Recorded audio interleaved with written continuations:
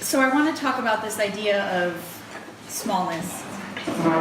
I think one thing feminism has taught us is that there are many ways in which society encourages us to be small.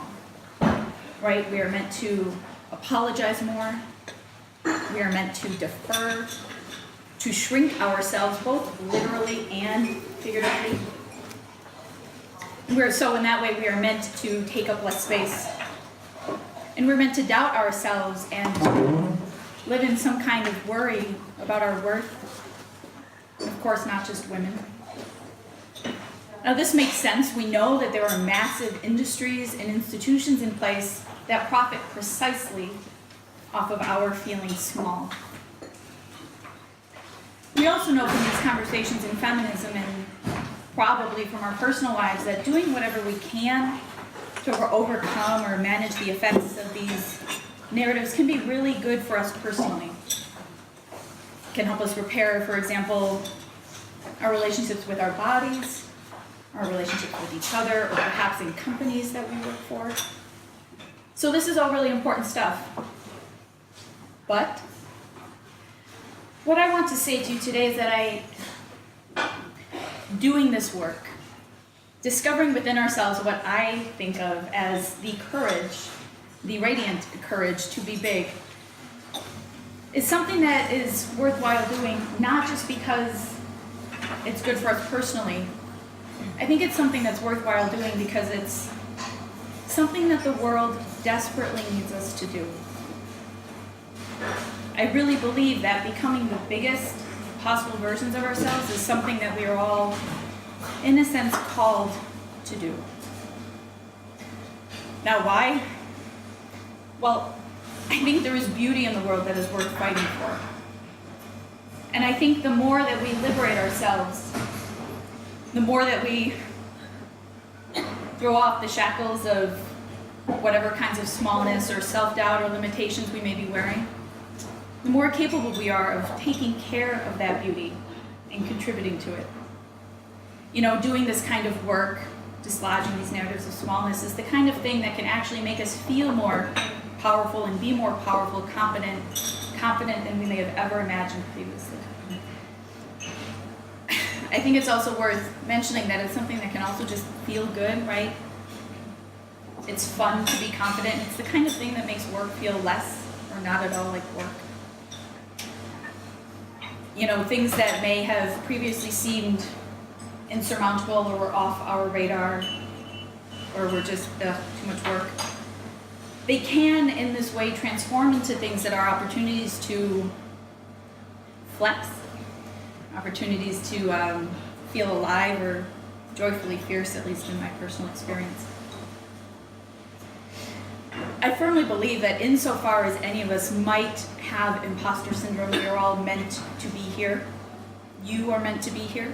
I think you belong here. I think we all have immense talent and important skills. I know our skills might not seem all that important. I know mine certainly don't from time to time, but I promise you that they are, that they can be. I think that there are ways that we can take our skills and we can think ambitiously about their potential in the world.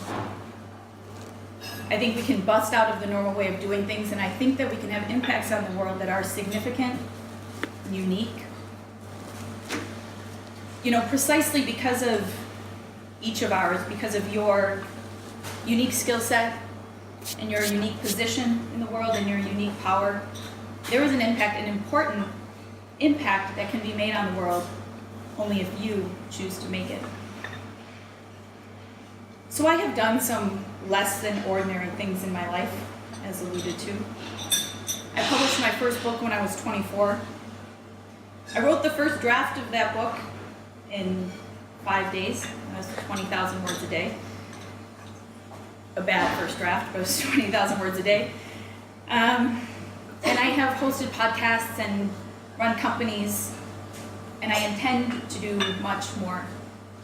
I intend to do much, much more. One such thing I intend to do, and I don't often say this to people because of how they react, one thing I intend to do is write a book worthy of winning a Pulitzer Prize, which is actually something that I'm trying to do right now. So when I tell people these things, they look at me either like I am crazy or arrogant or both, usually both. A book in 5 days. Steph, really a Pulitzer Prize?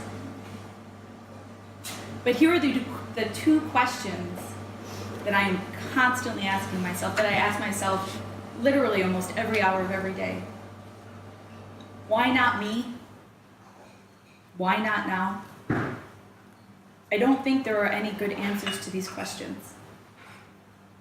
I am capable of doing these things, and I am sure that I will become capable of doing more things precisely because I have decided that I am the kind of person who is. And I am absolutely 100% certain that the same thing can apply to every single person in this room.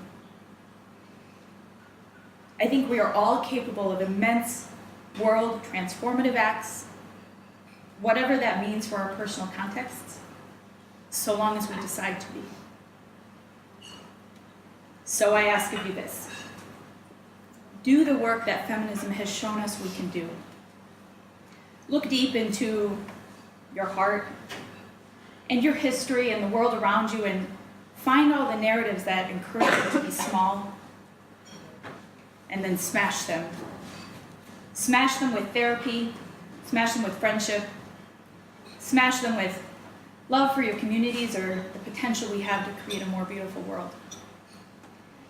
I believe that if you liberate yourself from the things that try to keep you small, you will be able to show up both for yourself and for all the people on the planet in ways that can be really extraordinary, and I think are quite frankly necessary. The world is dying, I think, for us to be big. So rewrite the narrative of your life with a version of yourself that is massive. Why not, right? Why not you? Why not now? I promise you won't regret it.